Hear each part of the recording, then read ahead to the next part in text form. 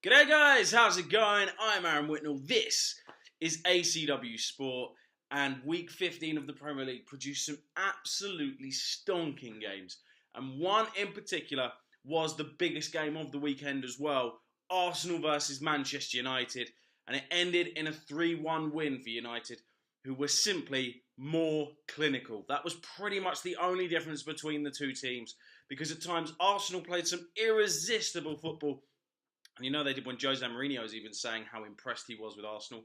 But the opening 10 minutes couldn't have gone worse for Arsenal, finding themselves 2-0 down after 10, just simply because of individual errors. And that is what cost them so dearly. To a point. The other thing that cost them dearly is that if United made mistakes, Arsenal couldn't put their chances away, whereas United did, and in some style. Now look, for the first goal, it really caught me by surprise, because I thought it was such a soft goal to give away. Because Koscielny couldn't clear his lines properly. And don't get me wrong, it wasn't just the fact that Arsenal made mistakes, United punished them. United did still have a bit of work to do after Arsenal had made mistakes.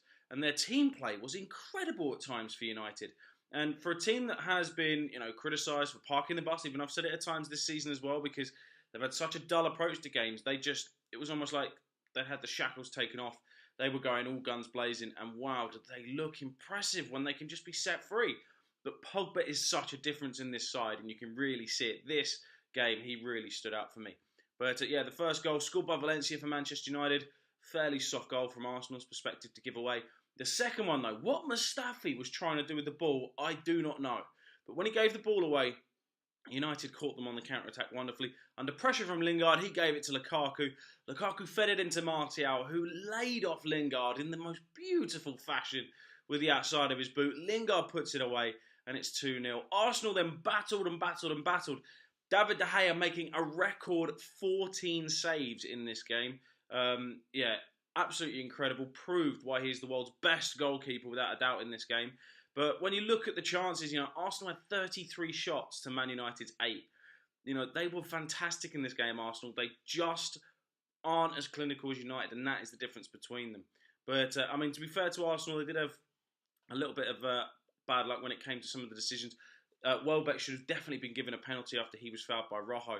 But, United caught Arsenal again on the counter-attack because Arsenal were just pushing too many men forward, so desperate to try and get back in the game.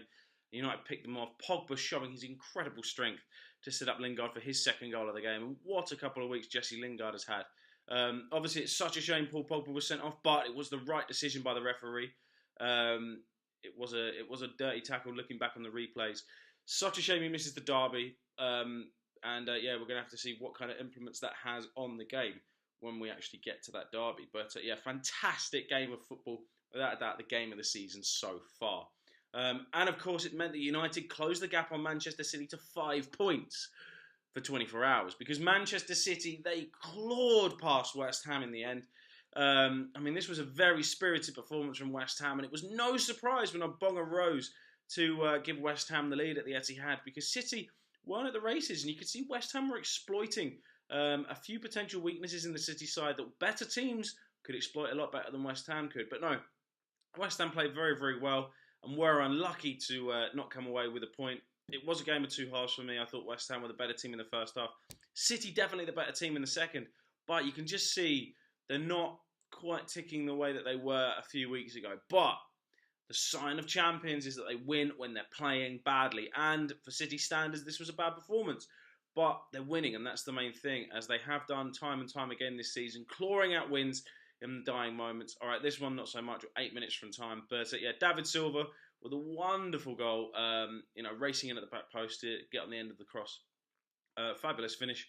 And City keep the gap at 8 points heading into the Manchester derby next week, which I honestly think the world will be watching, because I don't think anyone can wait for that game. But great win for them. Chelsea kept up the pressure on both of the Manchester sides by beating Newcastle 3-1 at Stamford Bridge. It was a fairly routine win in the end.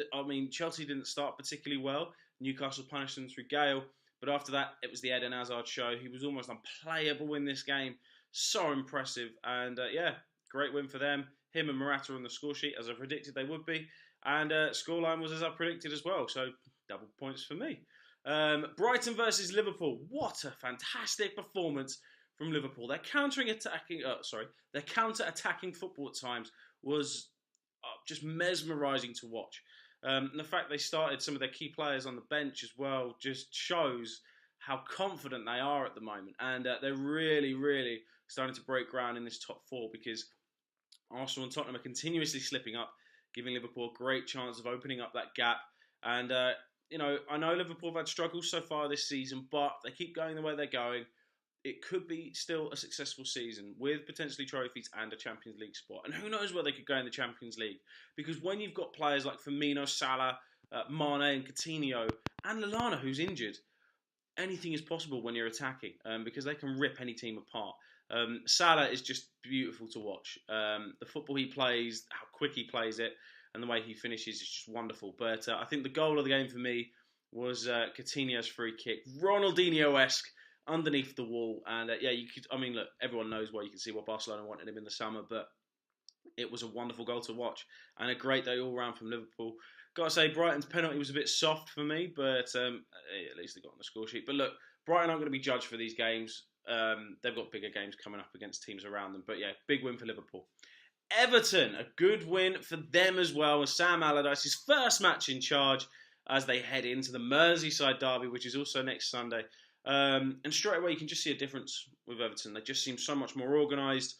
And when you think how embarrassingly they were doing just a few weeks ago, and the fact everyone was ridiculing them that they'd be in a relegation battle, they're up to 10th already. They're only 4 points off of 8th.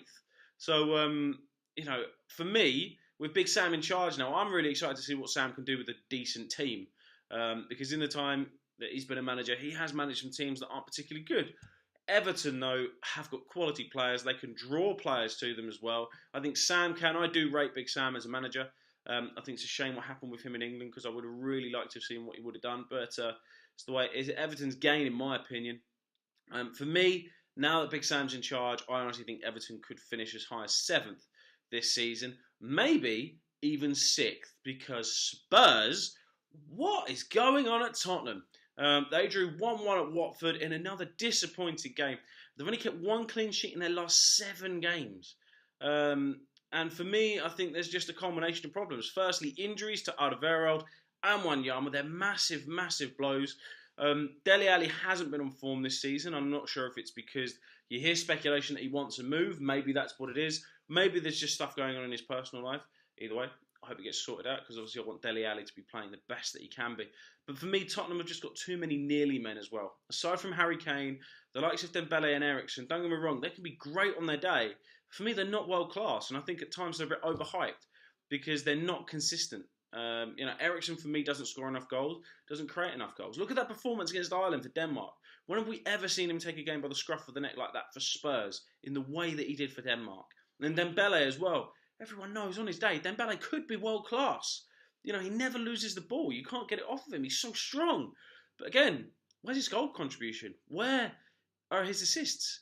This is someone who is a box-to-box midfielder. And for me, he should be doing more. And that is why Spurs are failing to beat teams that they should be beating, relying too much on Harry Kane. But Spurs fans, comment below. Please let me know. What are your thoughts on your current situation in the league? But at the moment, Spurs closer to the bottom of the table than they are the top. Thankfully, Arsenal lost this weekend, because it means that they have still got, they're still fairly close to them in terms of points, and they can leapfrog them again with a couple of wins. But it's not looking good at the moment for Spurs. They're well and truly out of the title race. And if Liverpool, Chelsea, United and City all keep winning, they're going to be out of the top 4 race soon as well. Leicester, they beat Burnley in a bit of a surprise. I didn't quite see this coming as I came to it. I did think Leicester were going to win, but then when you kind of look back and you see the form Burnley have been in, and you see Leicester have been a little bit up and down, I honestly thought in the end it was going to be a draw. But no, fair play to Leicester. For me, Gray, Mahrez and Vardy, they're creating such a good partnership. They look dangerous against anyone. They were very lucky against Man City, as we know, Leicester. But for Burnley, Wood has settled into life in the Premier League so well. I just think, these are 2 teams that I very much expect to be in and around each other come the end of the season.